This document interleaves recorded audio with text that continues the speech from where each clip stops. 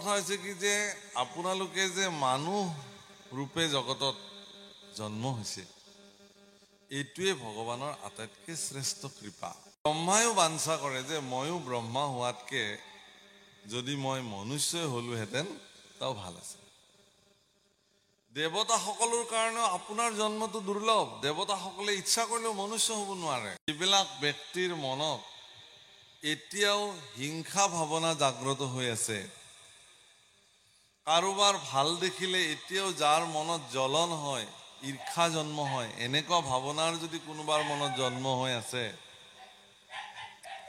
তেতিয়াহ'লে সেই ব্যক্তিসকলে ভক্তি ৰাজ্যত প্ৰৱেশ কৰাৰ অনুমতি এতিয়াও তেওঁলোকৰ হোৱাই নাই এটা সময়ত যৌৱন প্ৰাপ্ত অৱস্থাত কিছুমান ইন্দ্ৰিয়ৰ সুখৰ কাৰণে আমি যিমানবিলাক প্ৰয়াস কৰোঁ লাহে লাহে আয়ুষ সূৰ্য যেতিয়া অস্তাচলত গমন কৰিব বৃদ্ধাৱস্থালৈ যাব তেতিয়া সেই ইন্দ্ৰিয়সমূহৰ পৰিতৃপ্তি আপুনি কৰিব নোৱাৰে ল'ৰাই আচলতে বিবাহ উপযোগী সিদিনাখন হয় যিদিনাখন তেওঁ সংসাৰ তত্ত্ব সম্পৰ্কে জ্ঞাত হয়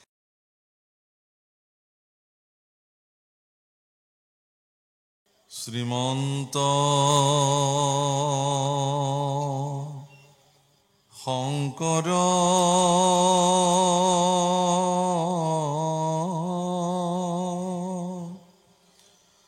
হৰি ভকতৰ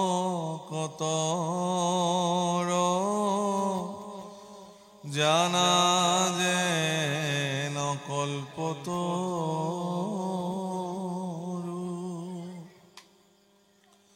তাহান্ত বিনাই নাহি নাহি নাহি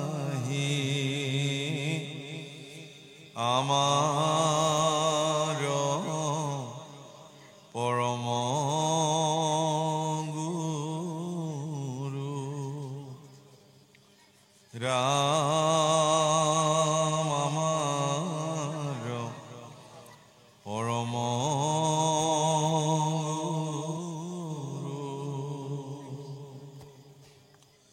শংকৰ মাধৱ অভেদ ঈশ্বৰ গুৰু নাহি দুপৰ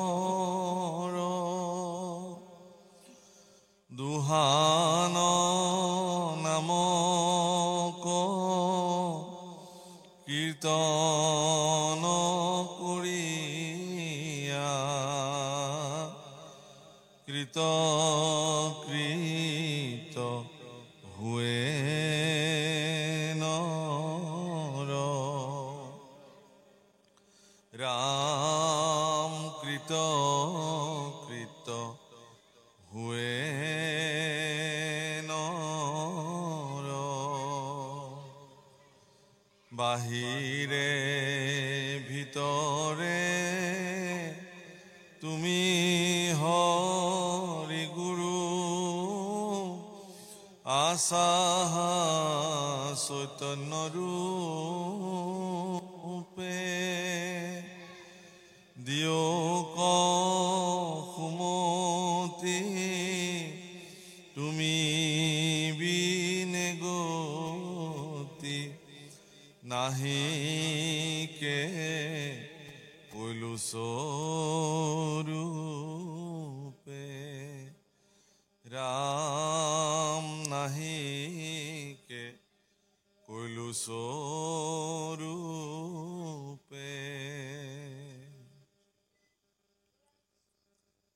কৃষ্ণায় বাসুদেবায় হৰে পরমাত্মনে প্রণত ক্লেশ নাশায় গোবিন্দায় নমো নমঃ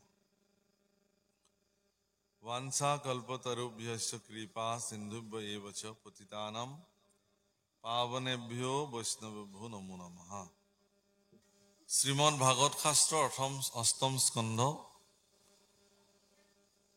অমৃত উৎপত্তি আৰু শ্ৰীকৃষ্ণৰ মোহিনী বেশে অমৃত বিতৰণ সমুদ্ৰ মন্থন অধ্যায় চলি আছে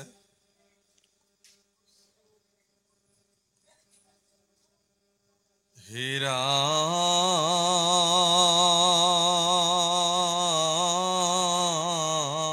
ৰাম শুকমুনি বদতি শুনিয় পৰীক্ষিত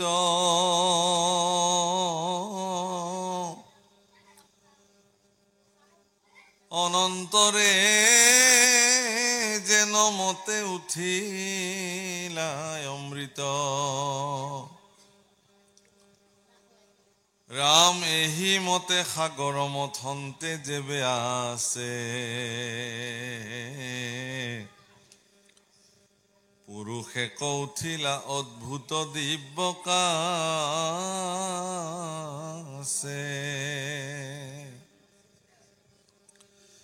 শ্যামকলে বৰপিত বস্ত্ৰ পৰিধান ঐ আজানুলম্বিত মহাবাহু দুইখান যিকণ সময় ভাগৱতৰ ইয়াত চৰ্চা হ'ব সেই সময়কণত আপোনাক সবে নিজৰ মাজত কোনো ধৰণৰ আলোচনাত যাতে নিজৰ মাজত নকৰি একান্ত চিত্তে ভাগৱতখিনি শ্ৰৱণ কৰিবৰ কাৰণে পুনতে অনুৰোধ কৰিম দেই আই কথা নাপাতিব নিজৰ মাজতে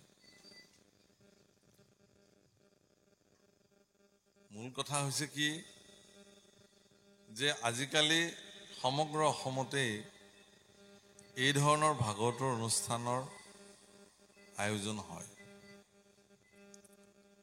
আৰু সকলোৱে অনুষ্ঠান কৰে ভাগৱতৰ অনুষ্ঠান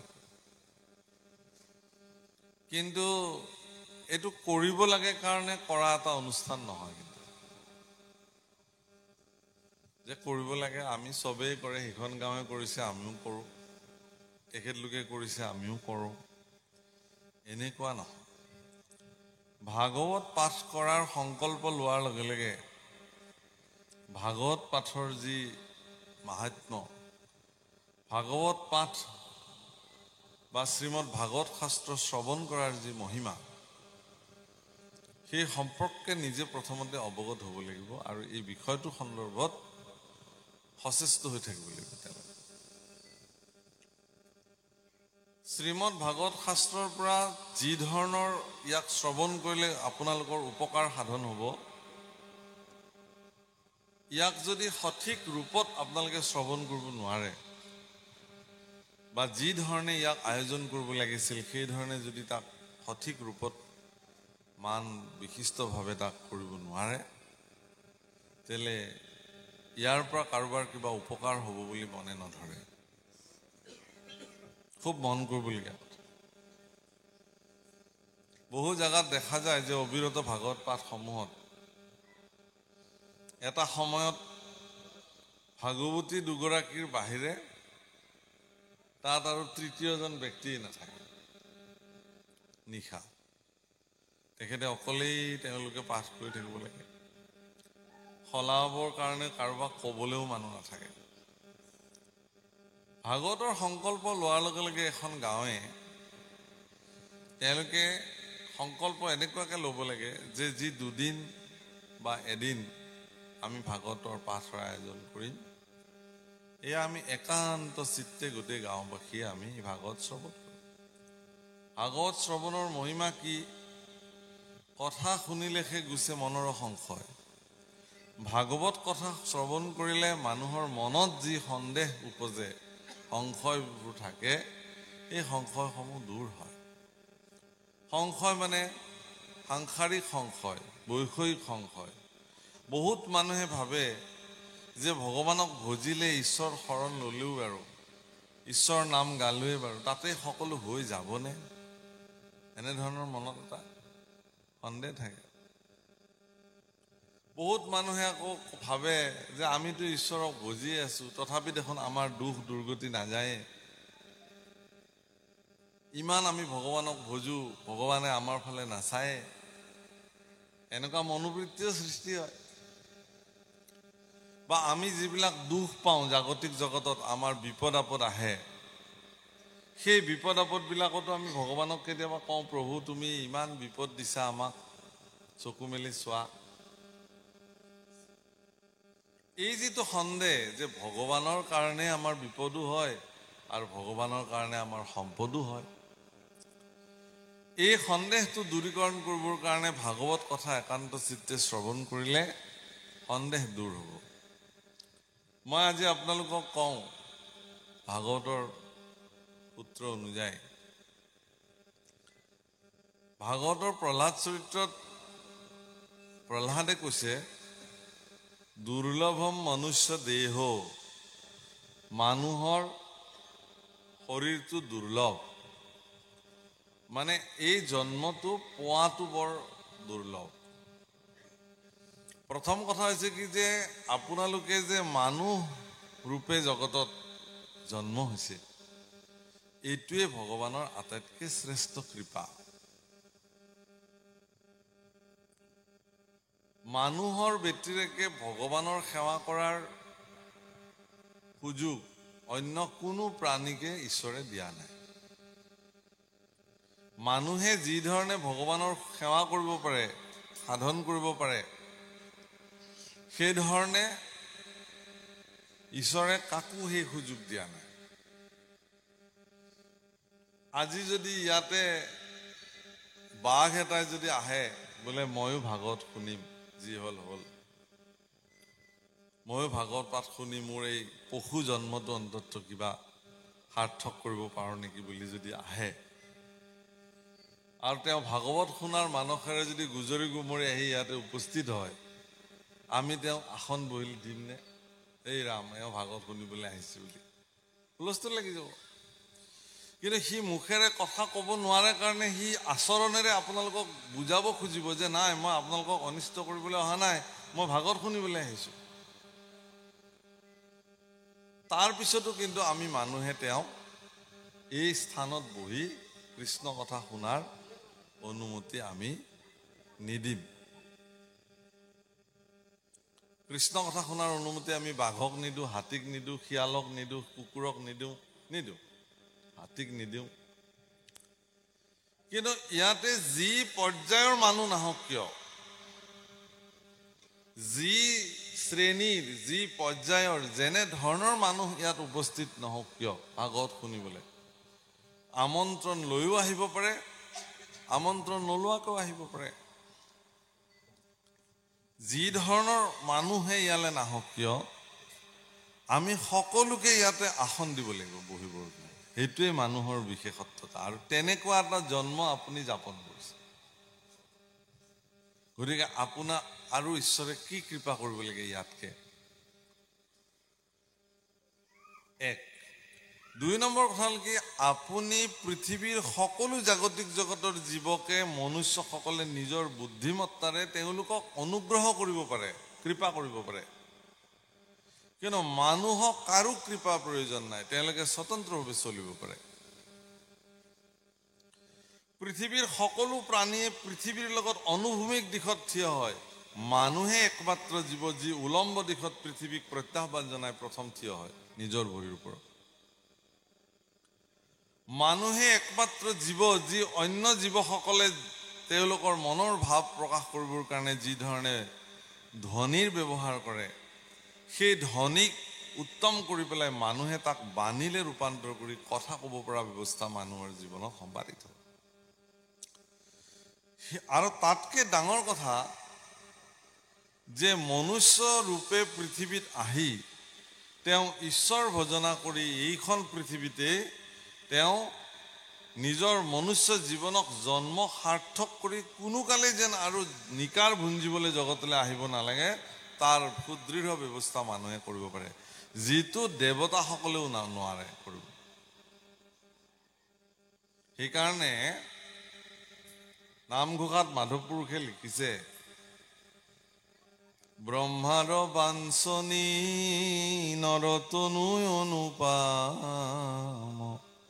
ই ব্ৰহ্মায়ো বাঞ্ছা কৰে যে ময়ো ব্ৰহ্মা হোৱাতকে যদি মই মনুষ্যই হলোহেঁতেন তাও ভাল আছে। দেৱতাসকলৰ কাৰণেও আপোনাৰ জন্মটো দুৰ্লভ, দেৱতাসকলে ইচ্ছা কৰিলেও মনুষ্য হ'ব নোৱাৰে। ইমানে এটা শ্ৰেষ্ঠ জন্ম আপুনি ধাৰণ কৰিলে, তাতোকেও শ্ৰেষ্ঠ বুলি মহাপুৰুষে উল্লেখ কৰিলে কি বুলি, যে আপুনি কলি যুগত জন্মগ্ৰহণ কৰিছে। অন্য যুগসমূহৰ ভিতৰত সত্য, ত্ৰেতা, দ্বাপৰ আৰু কলি, এই চাৰিটা যুগৰ ভিতৰত কলি যুগকে শ্ৰেষ্ঠ যুগ হিচাপে অভিহিত কৰা হৈছে। কলি যুগক বাকী কেইটা যুগৰ তুলনাত শ্ৰেষ্ঠ যুগ হিচাপে ধৰা হয়, কলিক প্ৰশংসে জ্ঞানী সমাজে। আৰু এনেকুৱা এটা শ্ৰেষ্ঠ যুগত আপোনাৰ জন্ম হৈছে। দ্বিতীয়তে, আপুনি মনুষ্য জন্ম পাইছেতো পাইছে, কলি যুগত জন্মগ্ৰহণ কৰিছে 2। 3 নম্বৰতে আপুনি ভাৰতবৰ্ষৰ দৰে এখন পুণ্যভূমিত আপোনাৰ জন্ম হৈছে, যিখন ভাৰত ভূমিত ঈশ্বৰ পুৰুষে বাৰে বাৰে বিভিন্ন অৱতাৰ ধাৰণ কৰি জগতৰ কল্যাণৰ অৰ্থে লীলা কৰি থৈ গৈছে। এইখন ভাৰত ভূমিত আপোনাৰ জন্ম। ধন্য ধন্য কলিকাল, ধন্য ধন্য নৰতনু ভাল, ধন্য ধন্য ভাৰতবৰ্ষে। গতিকে শেষৰ নম্বৰ কৃপা মহাপুৰুষে উল্লেখ কৰিছে কি বুলি, যে কলিযুগ, ভাৰতবৰ্ষ, নৰতনু, 4 নম্বৰটো কি বুলি কৈছে, হৰিনাম। যদি এই 3টা পোৱাৰ পিছত কোনোবাৰ জীৱনত 4 নম্বৰটো যদি সংযোজিত হয়, অৰ্থাৎ হৰিনাম যদি তেওঁৰ জীৱনত সংযোজিত হ'ল, তেতিয়াহ'লে তেওঁৰ মনুষ্য জীৱন সিমানতেই সাৰ্থক হৈ গ'ল। মই দেখিছোঁ যে আপোনালোকৰ জীৱনত 4টাই প্ৰাপ্তি হৈছে। মনুষ্য জন্ম পাইছে, কলিযুগ পাইছে, ভাৰতবৰ্ষ পাইছে আৰু হৰিনাম পাইছে। সেইকাৰণে ভাগৱত কথা যেতিয়া ব্যক্ত হয়, তেতিয়া ভাগৱত কথা শ্ৰৱণত নিতান্তই গুৰুত্ব আৰোপ কৰিব লাগে। কৃষ্ণ কথা এটাও যদি শুনাৰ পৰা বঞ্চিত হৈ যায়, তেতিয়াহ'লে আপোনাৰ জীৱনত সেইটোৱেই দুৰ্ভাগ্য বুলি ধৰা হয়।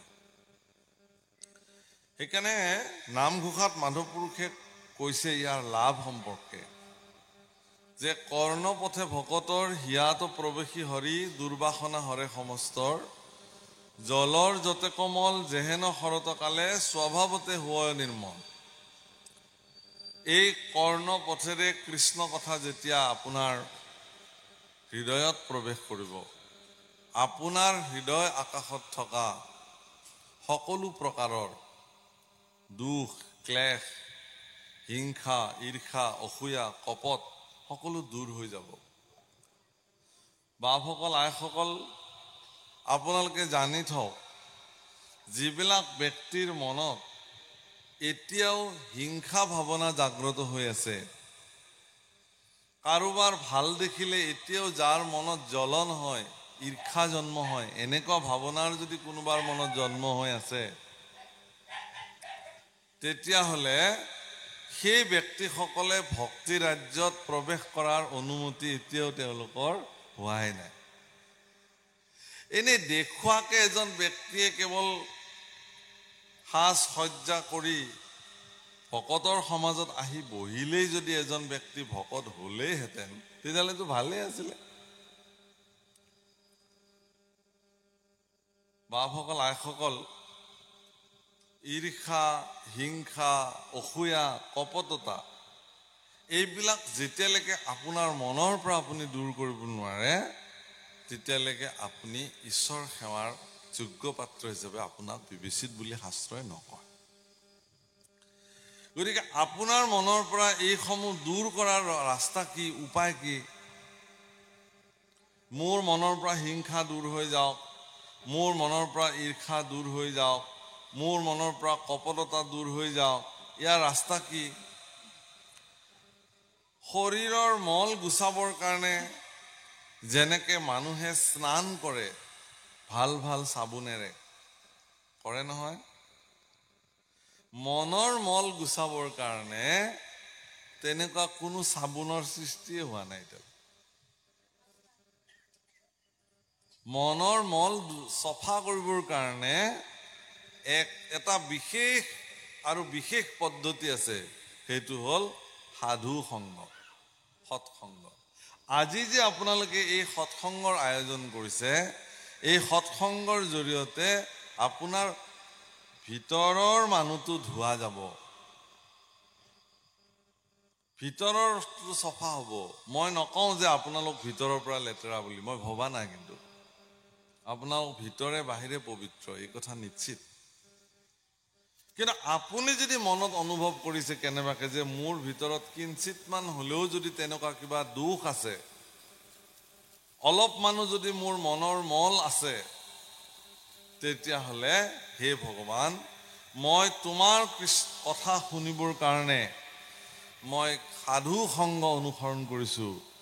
সাধু সংগ অনুসৰা, শ্ৰৱণ কীৰ্তন কৰা, পৰিহৰা পাখণ্ড আচাৰ দূৰ কৰিবৰ কাৰণে মানুহে সাধু সংগ বহিব লাগে। ব্ৰহ্মানন্দ স্বামী বুলি এজন ভাৰতবৰ্ষৰ বিশিষ্ট গুৰু আছিলে।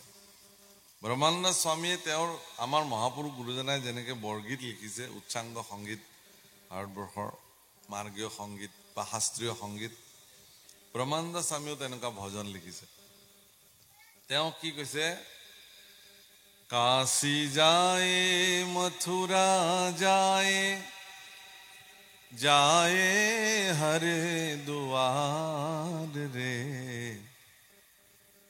चार धाम तीरथ फिर आवे, मन का नहीं सुधार रे, सत्संगत जग सार साधु, सत्संगत जग सार।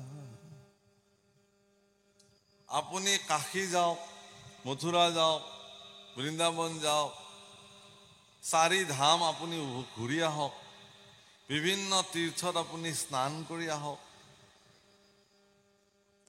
কিন্তু মনৰেই যদি শুদ্ধিতা নহ'ল, তেতিয়াহ'লে সেইবিলাকৰ কি কাম আহিল?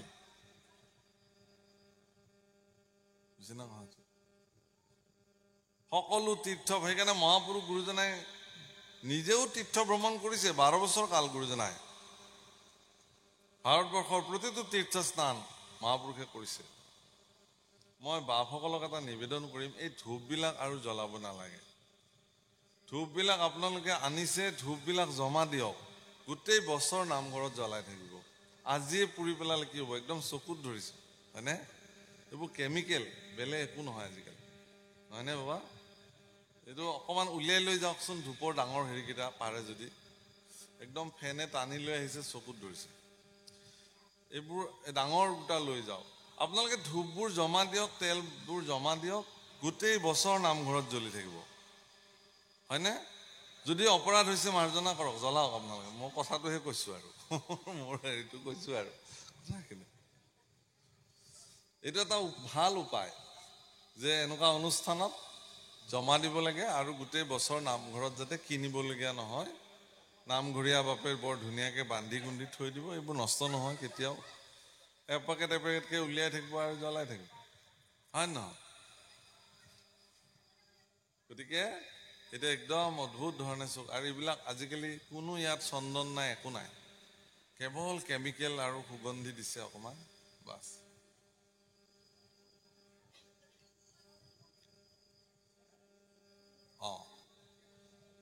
মই অকণমান এইটো প্ৰেক্টিকেল কথা ক'লোঁ আপোনালোকক, বেয়া নাপাব দেই, উদ্যোক্তাসকলক বেয়া পালে নেকি? বাপ এইটো বন্ধ কৰিলোঁ। মই কি কৈ আছিলোঁ যে আপুনি মহাপুৰুষ গুৰুজনায়ো তীৰ্থ স্নান কৰিছে, তীৰ্থ ভ্ৰমণ কৰিছে। তাৰ পিছতো গুৰুজনাই কিন্তু কি লিখিছে? তপ জপ যজ্ঞ দান তীৰ্থ স্নান সবে বিড়ম্বন, কেৱলে ভক্তিত তুষ্ট হন্ত না। আপুনি যিমান তীৰ্থ স্নান নকৰক কিয়, যিমান কি নকৰক কিয়, যদি মনৰে শুদ্ধিতা নহ'ল, তেতিয়াহ'লে সেই তীৰ্থস্থানৰ পৰা আপোনাৰ একো লাভ নহয়। যদি আপুনি তীৰ্থস্থানলৈ গৈ সাধু সংগৰ লগত বহি সাধু সংগত কৃষ্ণ কথা আলাপন কৰি মনক যদি শুদ্ধিত কৰি লৈ আহিব পাৰিছে, তেতিয়াহ'লে সেই তীৰ্থ ভ্ৰমণে আপোনাৰ জীৱনত কাম দিব। সেই গংগা স্নানে আপোনাক শুদ্ধ কৰিব, বুজিছে? যি নহওক প্ৰভুসকল, তাৰপিছত কি বুলি কৈছে? মন্দিৰ যায় কৰণীতে পূজা, মন্দিৰ যায় কৰণীতে পূজা, পূজা মন্দির যায় করণীতে পূজা, রাখে বরে आसार रे, साधु जन की आदर न जाने, नाही सत्य जन आहार रे, सत्संगत जग सार। আপুনি মন্দিৰলৈ যাওক, নামঘৰলৈ যাওক, নিত্য পূজা পাঠ কৰক, গুৰু সেৱা কৰক,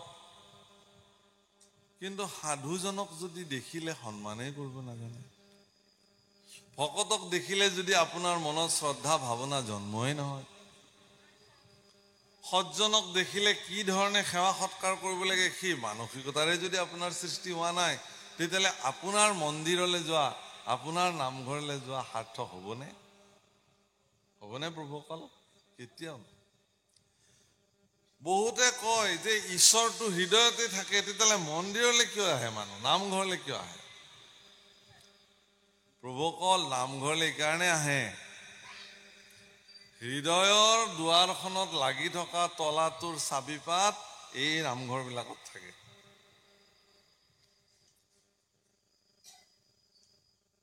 আমিবিলাকে কপটভাৱে আমাৰ হৃদয়বিলাক বন্দী কৰি ৰাখিলোঁ, কপটতা ভৰপূৰ হৈ থাকিল। কাৰোবাৰ ল'ৰাৰ যদি ভাল ৰিজাল্ট হৈছে, মই জ্বলি পকি মৰিছোঁ। কোনোবাই যদি অলপমান টকা পইচা নতুনকৈ উপাৰ্জন কৰি পৰিয়ালটো ভালকৈ চলিব ধৰিছে, মই ওচৰ চুবুৰীয়া মানুহ, গতিকে মোৰ আৰু জ্বলনৰ শেষ নাই, বেয়া হ'লে ভাল পাওঁ। এনেকুৱা যদি মানসিকতাৰ সৃষ্টি হয়,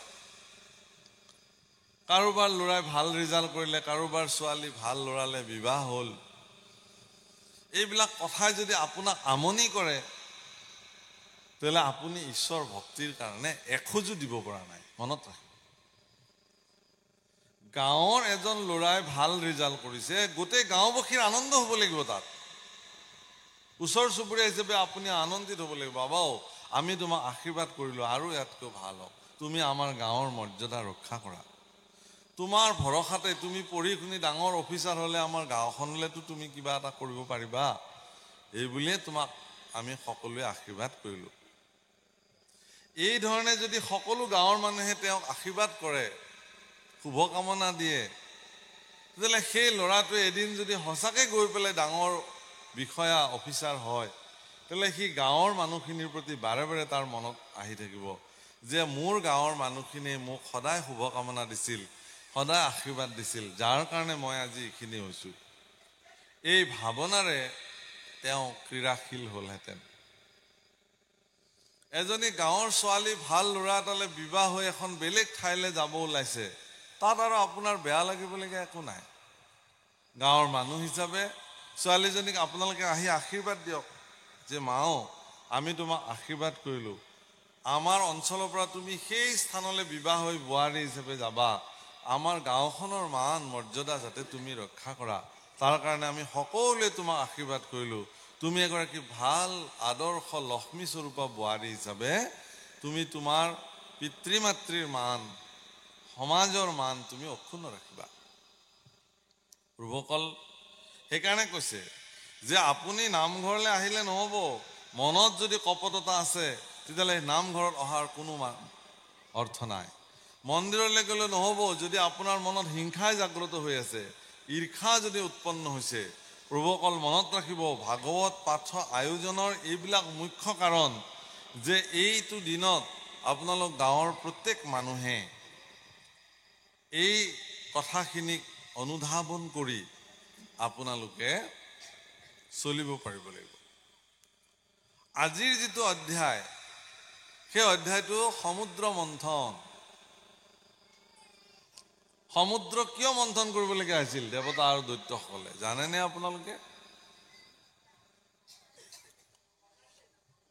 দেৱৰাজ ইন্দ্ৰৰ বেয়া স্বভাৱৰ কাৰণে, দেৱৰাজ ইন্দ্ৰৰ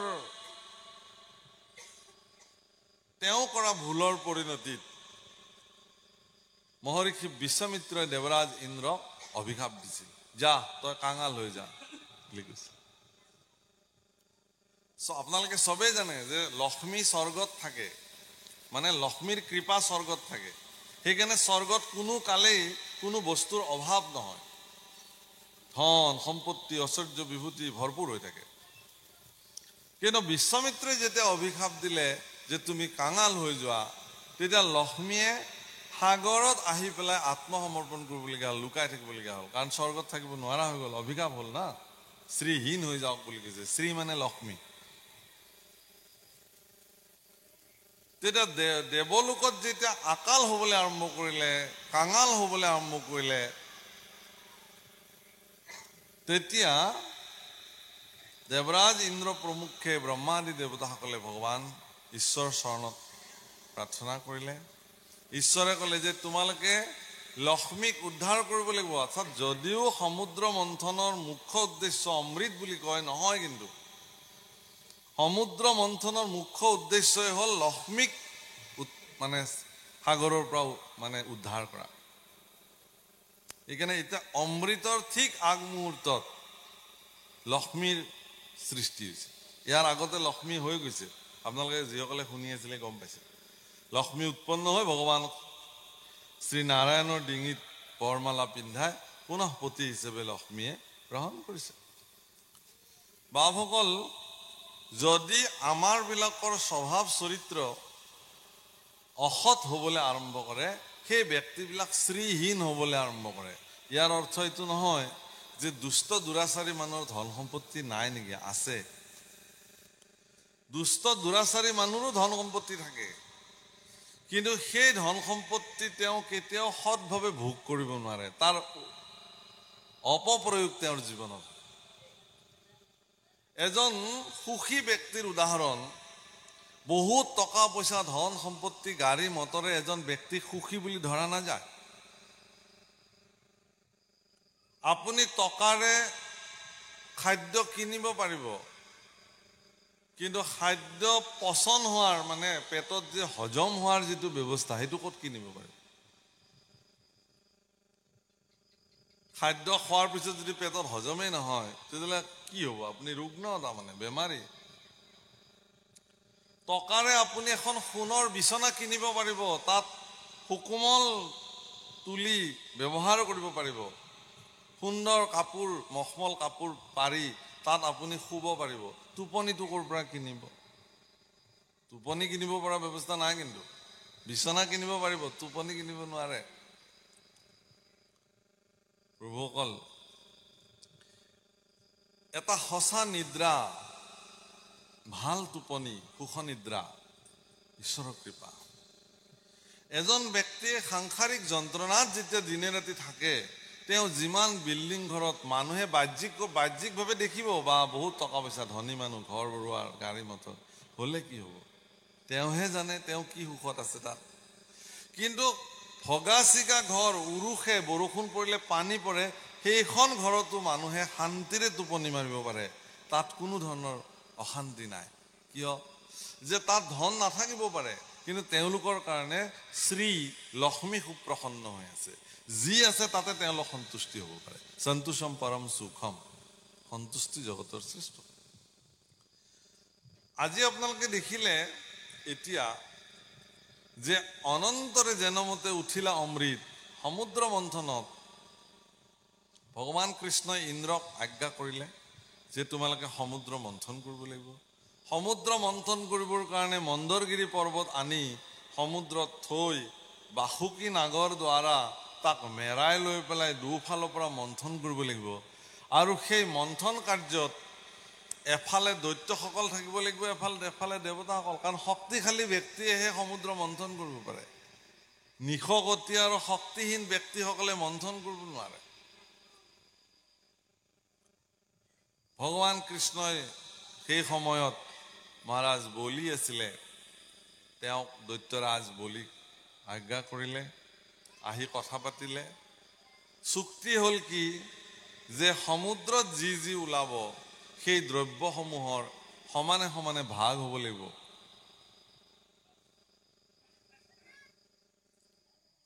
সেইকাৰণে যিবিলাক বস্তু তাত উৎপন্ন হ'ল, এটা ঘোঁৰা উৎপন্ন হৈছিল দৈত্যৰাজে ল'লে, এটা হাতী উৎপন্ন হৈছিল ঐৰাৱত, এইটো ইন্দ্ৰই ল'লে। বাৰুণী খুৰা, মনত ৰাখিব এইটো কথা, মদ যিটো খুৰা, বাৰুণী খুৰা সমুদ্ৰ মন্থনত উৎপন্ন হৈছিল, সেইটো দৈত্যসকলে লৈছে। আৰু আজিও সেইকাৰণে যিসকলে মদ্যপান কৰে তেওঁলোকৰ আচৰণটো তেনেকুৱাই হয়। বুজিছেনে কথাটো? লক্ষ্মী উৎপন্ন হ'ল, লক্ষ্মী উৎপন্ন হোৱাৰ লগে লগে দৈত্যই ক'লে যে আমাক লাগে, দেৱতাই বোলে আমাক লাগে।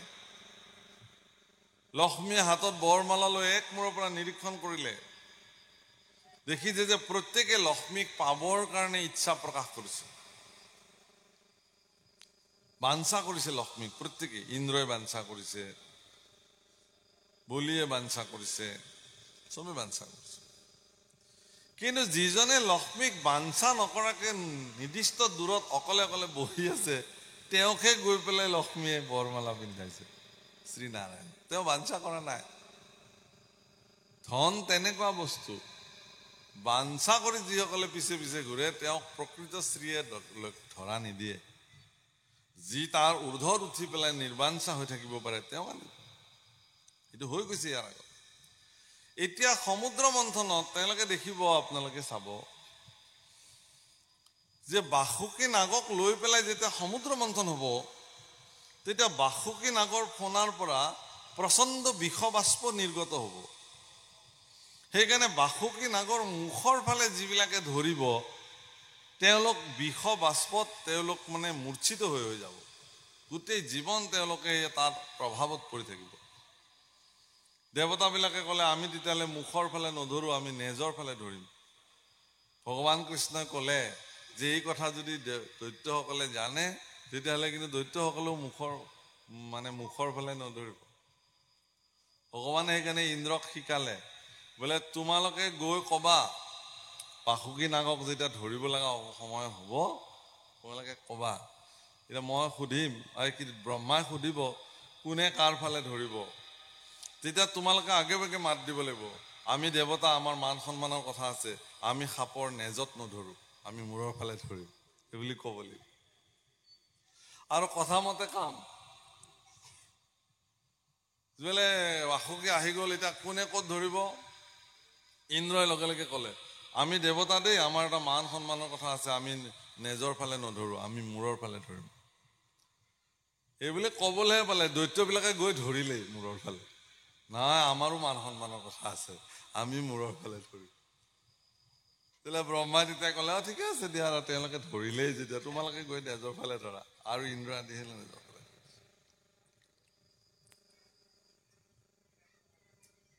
ধনন্তৰী সাক্ষাৎ ঈশ্বৰৰ অৱতাৰ, ধনন্তৰী সাক্ষাৎ ঈশ্বৰ পুৰুষৰ সুলক্ষণযুক্ত স্বয়ং অৱতাৰ ধনন্তৰী। ধন্বন্তৰী উঠিছে হাতত অমৃতৰ কলহ লৈ সমুদ্ৰ মন্থনৰ পৰা। ধন্বন্তৰী শব্দৰ অৰ্থ হ'ল আচলতে বৈদ্য, বেজ, চিকিৎসক। চিকিৎসকৰ হাতত ঔষধ কি আছে? অমৃত। উৎপন্ন হৈছে ক'ৰ পৰা? সমুদ্ৰ। তাত মন্দৰগিৰি পৰ্বত আছে, আৰু মন্দৰগিৰি পৰ্বতত পৰ্বত সমুদ্ৰৰ তললৈ গৈ থকাৰ কাৰণে কশ্যপৰূপী ভগৱানে আহি লক্ষ লক্ষ যোজন পন্থৰ সমগ্ৰ পৃষ্ঠভাগেৰে তেওঁ মন্দৰগিৰি পৰ্বত ধৰিলে, আৰু দৈত্য দানৱসকলে সমুদ্ৰক মন্থন কৰিলে, আৰু সেই সমুদ্ৰ মন্থনৰ পৰা এয়া আজি ধনন্তৰীৰ হাতত মানে অমৃত ঘট লৈ বাহিৰলৈ আহিছে। অহাৰ লগে লগে অমৃতৰ যি সুগন্ধি সমগ্ৰ পৃথিৱী পৰিব্যাপ্ত হৈ গ'ল, আৰু দৈত্যসকলে লৈ লৰ মাৰিলে লগে লগে। প্ৰভুসকল, এইখন সংসাৰ সমুদ্ৰ, আৰু এই সংসাৰ সমুদ্ৰখনত আপুনি মনুষ্য হিচাপে সংসাৰক মন্থন কৰাটো আপোনাৰ কৰ্তব্য। কেনেকে মন্থন হ'ব?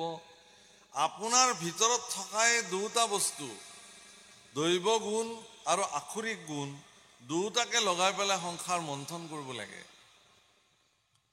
আৰু যদি আখৰিক গুণে আপোনাৰ শৰীৰত অধিক ক্ৰীড়াশীল হৈ যায়, তেতিয়াহ'লে আপুনি অমৃতৰ ভাগ নাপায়। কিন্তু সংসাৰ ব্যাধিৰ ঔষধ অমৃত আপোনাৰ তাত নাই, ঈশ্বৰে আপোনাক নিদিয়ে।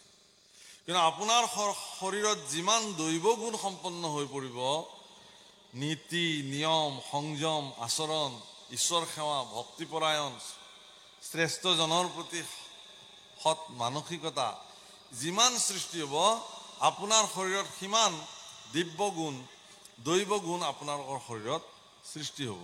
আৰু তেতিয়া আপোনাক ভগৱানে সংসাৰ ব্যাধিৰ ঔষধ প্ৰদান কৰিব।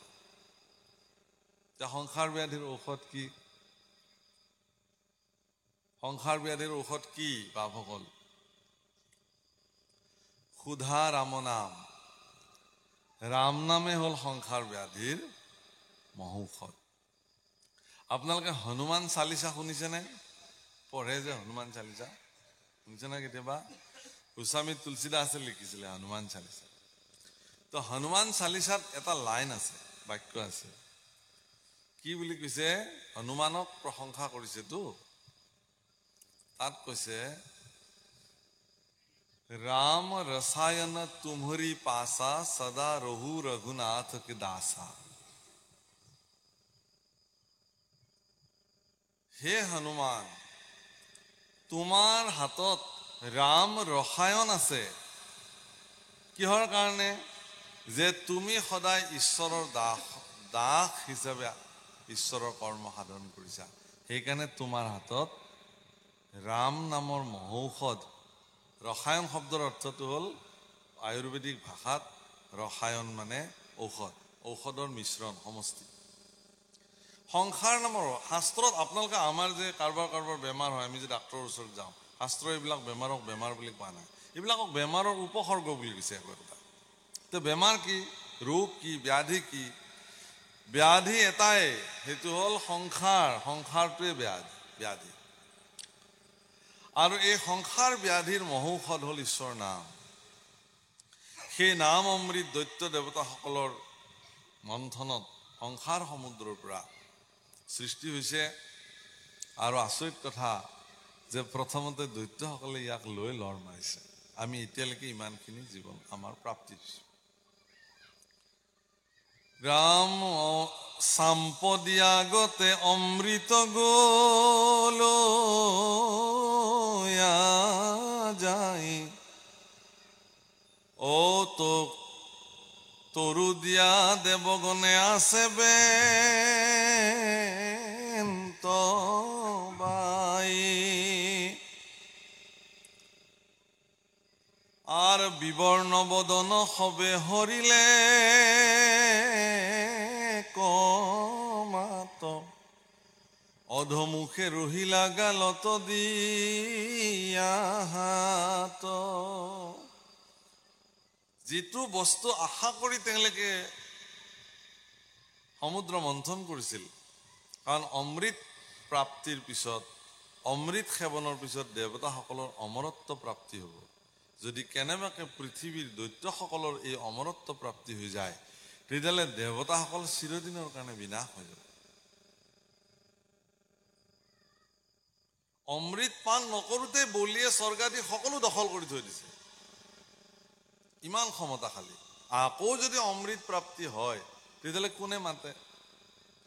প্ৰভুসকল, আমাৰ সমাজত যিবিলাক আসুৰিক লোক আছে, সেই আসুৰিক লোকবিলাকক মানুহে কি কৰে? আসুৰিক লোকবিলাকক সমাজে ঐক্যবদ্ধভাৱে শিক্ষা দিব লাগে। তেওঁলোকৰ পক্ষ কেতিয়াও ল'ব নালাগে, মনত ৰাখিব।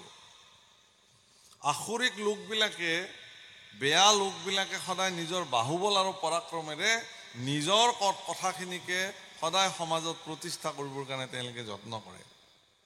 তাৰ কাৰণে তেওঁলোকে কি কৰিব, নিৰ্বলী আৰু নিৰীহ মানুহবিলাকক ধমকি দি হ'লেও নিজৰ বস আৰু তলতীয়া কৰি ৰাখি তেওঁতেই যে ৰাইট এইটো কথা দেখুৱাবৰ কাৰণে যত্ন কৰে।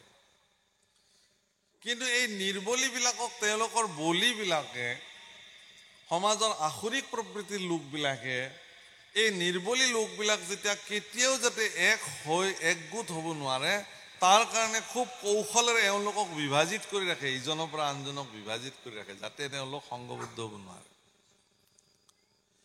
কিন্তু যদি সমাজৰ ব্যক্তিসকলে ঐক্যবদ্ধ হৈ পেলাই নিস্বাৰ্থভাৱেৰে সমাজখনক সংস্কাৰ কৰিবৰ কাৰণে প্ৰযত্ন কৰে, তেতিয়াহ'লে এই আসুৰিক বুদ্ধিসম্পন্ন লোকসকলক কিন্তু নিপাত কৰিব পৰা যায়। তেওঁলোকৰ ক্ষমতা নাথাকে। মই আজি আপোনালোকক উদাহৰণ দিওঁ দুটা, যে ৰাম আৰু ৰাৱণৰ যদি তুলনামূলক আপোনালোকে বিশ্লেষণ কৰে, ৰামচন্দ্ৰৰ জন্ম হৈছিল ক্ষত্ৰিয় কুলত, ৰাৱণৰ জন্ম হৈছিল ক'ত? ব্ৰাহ্মণ কুলত। গতিকে ৰামতকে তেওঁ শ্ৰেষ্ঠ ক'ব গ'লে জাতত, ৰামতকে তেওঁ জাতত মানে শ্ৰেষ্ঠ। বয়সৰ ফালৰ পৰাও ৰামতকে তেওঁ বহুত ওপৰত, বয়সস্থ। বাহুবল পৰাক্ৰমেৰেও ৰামচন্দ্ৰতকে তেওঁ ওপৰত। ইতিমধ্যে ত্ৰিলোক তেওঁ দখল কৰি ৰাখিছে। ধন সম্পত্তিৰ ফালৰ পৰাও তেওঁ ৰামতকে ওপৰত, কাৰণ তেওঁ পৃথিৱীৰ আটাইতকৈ ধনী কুবেৰ, যক্ষ কুবেৰক নিজৰ তলত ৰাখিছে। যক্ষৰ পৰা গোটেই ধনৰ সম্পত্তিবিলাক গোটেই কাঢ়ি লৈ নিজৰ ৰাজসভাত ৰাখিছে ভঁৰালত। এনেকুৱা পৰাক্ৰম। ধনবল, জনবল, বুদ্ধি, পৰাক্ৰম, আৰু তেওঁ খুব নৈষ্ঠিক ব্ৰাহ্মণ আছিল। এগৰাকী নৈষ্ঠিক ব্ৰাহ্মণে যেনেকৈ ত্ৰিসন্ধ্যা গায়ত্ৰী কৰে, ত্ৰিসন্ধ্যা পূজা পাতল কৰে, ৰাৱণ কিন্তু ইয়াত ত্ৰুটি কৰা নাছিল। ত্ৰিসন্ধ্যা কেনেকৈ ঈশ্বৰ সেৱা কৰিব লাগে চব কৰিছিল তেওঁ, সেইটোত তেওঁ ঠিক আছিল। সকলো ফালৰ পৰা তেওঁ এগৰাকী সামৰ্থ্যশালী আৰু পাৰদৰ্শী পুৰুষ হৈ থকাৰ পিছতো ৰামৰ হাতত তেওঁৰ নিধন হৈছিল। কিহৰ কাৰণে? এগৰাকী বনবাসী অৱস্থাত থকা ৰাম, সাধাৰণ মনুষ্য ৰূপত ঈশ্বৰ পুৰুষে। আপোনালোকে চাব যে ৰামচন্দ্ৰই বনবাসত যাওঁতে ৰাৱণ বধলৈকে তেওঁৰ শৰীৰত ঈশ্বৰত্ব কোনো শক্তি অলৌকিকভাৱে ৰামচন্দ্ৰই কিন্তু প্ৰকাশ কৰা নাই। ইচ্ছা কৰিলেতো তেওঁ য'তে থিয় হৈ আছে তাৰ পৰাই ৰাৱণক নিধন কৰিব পাৰে, কিন্তু কৰা নাই। তেওঁ মানুহক প্ৰেৰণা দিবৰ কাৰণে সংগঠিত, মানে কেনেকৈ মানুহ সংঘবদ্ধ হৈ কাম কৰিব লাগে, দুষ্টৰ বিৰুদ্ধে কেনেকৈ আমি একত্ৰিত হৈ যুঁজিব লাগে, সাধাৰণ মানুহৰো যে মানে হেৰিৰ প্ৰয়োজনীয়তা আছে ঐক্যবদ্ধ হোৱাৰ, তাৰ আদৰ্শ ৰামচন্দ্ৰই দেখুৱাইছে। সেইকাৰণে তেওঁ বান্দৰ, ভালুক, কিবা কেৰ্কেটুৱা কাকো মানে ভিন্ন কৰা নাই, সকলোকে লগত লৈছে। তেওঁ ধীবৰ, যিটো নিজ জাতি বুলি তথাকথিত, চবকে লগত লৈছে। তেওঁ সকলোকে লগত লৈ সংঘবদ্ধ হৈ তেওঁ অসুৰৰ বিৰুদ্ধে যুদ্ধ কৰিছে। মানুহক দেখুৱাইছে যে যদি আমি সংঘবদ্ধভাৱে আসুৰিক অৱস্থাৰ বিৰুদ্ধে যুদ্ধ কৰোঁ, তেতিয়াহ'লে আমি ইয়াত সফল নিশ্চিতভাৱে হ'ম। তাৰ কাৰণে হে প্ৰভুসকল, আইসকল, আপোনালোকক কি প্ৰয়োজন হ'ব? সংস্কাৰৰ প্ৰয়োজন। আপোনালোকৰ ল'ৰা ছোৱালীবিলাক সৰুৰ পৰাই এই সংস্কাৰেৰে সংস্কাৰিত কৰিব লাগিব।